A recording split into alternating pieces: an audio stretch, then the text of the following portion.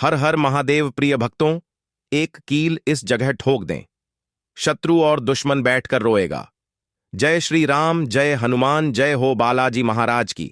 अगर आपके जीवन में भी लगातार आपके दुश्मन, आपके शत्रुओं की संख्या बढ़ती जा रही है और आपके जो दुश्मन हैं उन्होंने आपको पूरी तरह परेशान करके रखा है, आपके दुश्मनों ने आपके जीवन में ऐसी उथल पुथल मचा के रख दी है कि आप ना तो सही से कोई निर्णय ले पाते हैं, ना ही आप अपना काम कर पाते हैं।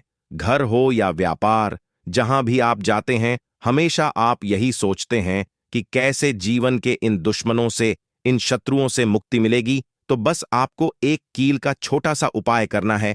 एक किल यहां पर आपको ठोकना है, एक किल इस जगह पर लगा देना है और ऐसा समझ लीजिए जो आपके गुप्त शत्रु हैं या जो आपके ऐसे दुश्मन हैं, ऐसे शत्रु जो सामने से भी आपको परेशान कर रहे हैं, उनकी सारी अकड़ निकल जाएगी और दुश्मन कभी भी नजर उठाकर आपको देखने की गलती भी नहीं करेंगे। तो स्त्री हो या पुरुष, कोई भी इस उपाय को कर सकता है। और यह उपाय ऐसा है कि शत्रु चाहे कितनी भी संख्या में हो, कितने भी पावरफुल हो, आपके जीवन से आपके दुश्मनों की, आपके शत्रुओं की हमेशा के लिए छुट्टी हो जाएगी और कभी भी फिर आपको दुश्मन और शत्रु परेशान नहीं करेंगे। अब ये शत्रु बनते कैसे हैं? देखिए, जो व्यक्ति अपने जीवन में अच्छा व्यापार कर रहा है, जिसको लाभ मिल रहा है, जो व्यक्ति पैसा कमा रहा है या जिसका पैसा बढ़ रहा है या जिसने कोई भी नया काम शुरू कर लिया, उसके शत्रु भी बहुत आसानी से बन जाते हैं।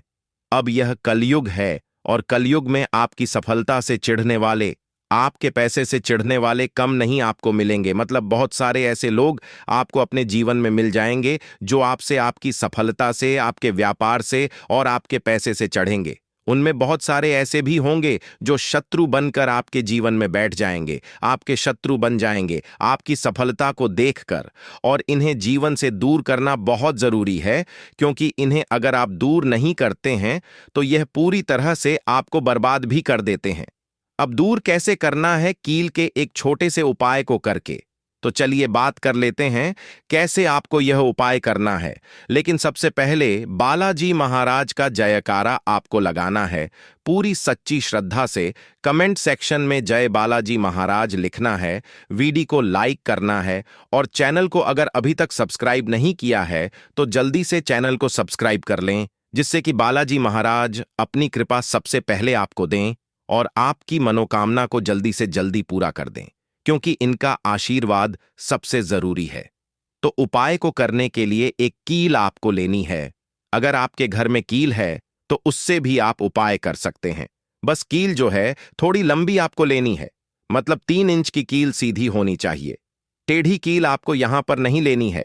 अगर आपके पास नहीं है तो आप बाजार से भी ला सकते हैं। बस शनिवार के दिन लोहा नहीं खरीदा जाता है, तो शनिवार के दिन कील ना खरीदें। इस चीज का विशेष ध्यान आप रखें। इसी के साथ आपको थोड़ा सा केसरिया वाला जो सिंदूर होता है, एक तो लाल सिंदूर होता है, एक केसर या सिंदूर जो संकट मोचन हनुमान जी को चढ़ाया जाता है। केसर केसरिया वाला आपको बहुत थोड़ा सा सिंदूर लेकर आना है, थोड़ा सा लेना है। आपको सरसों का तेल।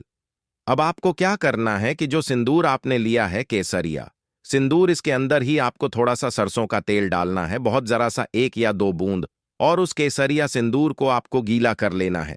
ज्यादा तेल नहीं डालेंगे वरना बहुत पतला हो जाएगा। बहुत थोड़ा सा तेल आपको यहां पर डालना है।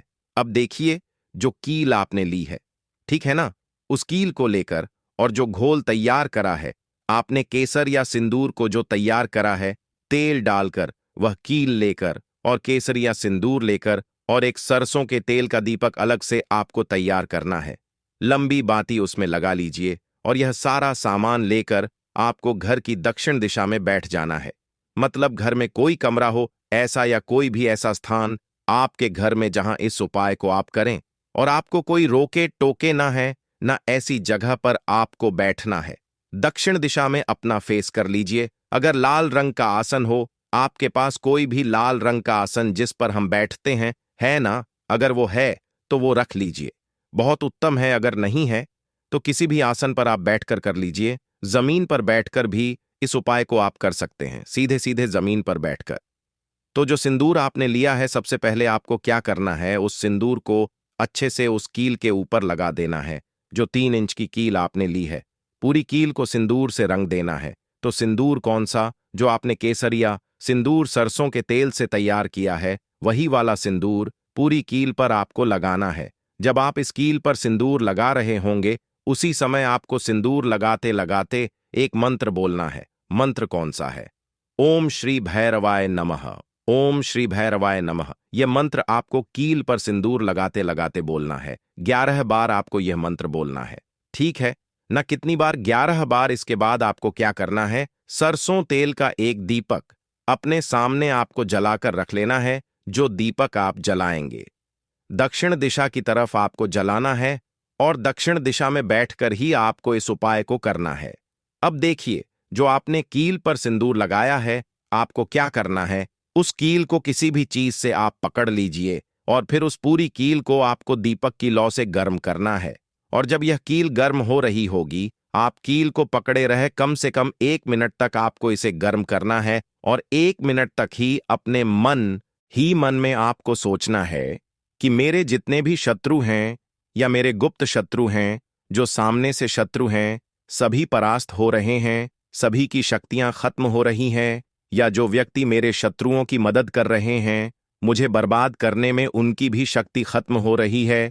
अब मेरे शत्रु मेरा कुछ नहीं बिगाड़ पाएंगे। ऐसा आपको मन में सोचना है कि जो भी मेरे शत्रुओं ने मेरे घर पर, मेरे व्यापार पर किया कराया करवा रखा है, वो भी पूरी तरह से नष्ट हो रहा है। इस तरह से आपको 1 मिनट तक अपने शत्रु के बारे में सोचना है। अगर आप शत्रु के बारे में जानते ही नहीं हैं, गुप्त शत्रु है कोई, या आपको पता ही नहीं है कौन शत्रु है, फिर भी आपको ऐसा ही सोचना है कि जो भी मेरे ऊपर बुरा करवा रहा है, मेरे साथ या मेरे व्यापार के साथ, यह सारी चीजें उसी के पास लौट कर चली जाएं। मैंने कभी किसी का बुरा नहीं किया है, लेकिन जो मेरे साथ बुरा कर रहा है और जो भी कर रहा है, वह क्रियाएं उसी के पास चली जाए। इस तरह से आपको सोचना है। फिर आपको क्या करना है? उस कील को ठंडा कर लेना है। जब वो कील पूरी तरह से ठंडी हो जाएगी, फिर आपको क्या करना है? किसी भी कागज में उस कील को आपको रख लेना है। कागज में रख लीजिए, किसी कपड़े में रख लीजिए। मतलब एक तरह से आपको उस कील को छुपाकर कहीं ले जाना है। कहां लेकर जाना है? देखिए, अगर आप अपने जो शत्रु हैं, आपके दुश्मन हैं, आपको पता है कि उनका घर कहां है, तो वहां जाकर उनकी दीवार में बाहर ही आप इस कील को ठोक कर आ जाइए। तो देखिए, दुश्मन और जो भी आपका शत्रु है, अगर आपको बिल्कुल पक्के से पता है कि वह कहां रहते हैं, और उनका घर अगर पास है, आपके घर के आसपास है या थोड़ा दूर है, या आप वहां जा सकते हैं, तो ही आप वहां जाएं। अगर मान लीजिए आपको आपके शत्रु का घर नहीं पता, शत्रु भी नहीं पता, फिर आपको इस कील को कहां ठोकना है? तो देखिए, कांटेदार वृक्ष तो सभी जगह पर होते हैं, है ना? गुलाब का जो पौधा होता है, उसमें भी कांटे होते हैं। बबूल का पेड़ होता है, उसमें भी कांटे होते हैं। और भी बहुत सारे आपको पेड़ पौधे ऐसे मिल जाएंगे जिनमें कांटे होते हैं। बस आपको क्या करना है? कांटेदार वृक्ष के पास आपको जाना है जिसमें कांटे हो, जैसे बबूल का पेड़ हो या कोई भी कांटेदार वृक्ष हो जिस पर कांटे हो, वहां आपको जाना है। और एक स्केच पेन अपने साथ जरूर लेकर जाएं, कील के साथ एक स्केच पेन। तो देखिए, स्केच पेन से आपको क्या करना है? उस पेड़ के तने पर, ठीक है ना, पेड़ के तने पर शत्रु आप लिख दीजिए, क्योंकि शत्रु का नाम आपको पता ही नहीं है, या यह भी नहीं पता कौन शत्रु है। शत्रु लिख दीजिए, और जहां शत्रु लिखा है, बस वहीं पर इस कील को ठोक देना है। कैसे ठोकेंगे? घर से ही ऐसी कोई चीज लेकर जाएं आप, जिससे कि उस कील को आप पेड़ में ठोक सकें। दीवार पर ठोकेंगे तब भी घर से कुछ लेकर जाएं। तो देखिए, जब आप इस उपाय को करेंगे, ठीक है ना, आपको बिल्कुल गुप्त तरीके से करना है। कील ठोकते समय कोई आपको रोके टोके ना, कोई आपको देखे ना। ऐसे ही समय पर आपको इस उपाय को करना है। या तो दोपहर में कर लीजिए या फिर थोड़ी रात में करिए, जिससे कि आप इस उपाय को कर सकें। अगर आपको ऐसा लगता है कि रात में आप नहीं जा सकते, है ना, तो आप दोपहर में कर लें। जिस समय कोई ना हो तो ज्यादा उत्तम रहेगा। तो कील ठोक कर आपको अपने घर पर आ जाना है, पीछे मुड़कर नहीं देखना है। और जब आप अपने घर पर आएंगे, हाथ पैर आपको धो लेने हैं, और जो भी आप काम करते हैं, फिर आपको वह काम कर लेना है। स्त्री पुरुष कोई भी इस उपाय को कर सकता है, और किसी भी दिन कर सकते हैं। लेकिन शनिवार, मंगलवार और अमावस्या की जो तिथि आती है, यह दिन बहुत उत्तम है उपाय को करने के लिए। बाकी कुछ भी ऐसा जो आपको समझ में नहीं आया हो, कुछ पूछना हो, कमेंट सेक्शन में आप पूछ सकते हैं। वीडियो को लाइक, चैनल वास्तु के उपाय को सब्सक्राइब करके बालाजी महाराज का जयकारा जरूर लगा दें। कमेंट सेक्शन में जय बालाजी महाराज जरूर लिखें दोस्तों।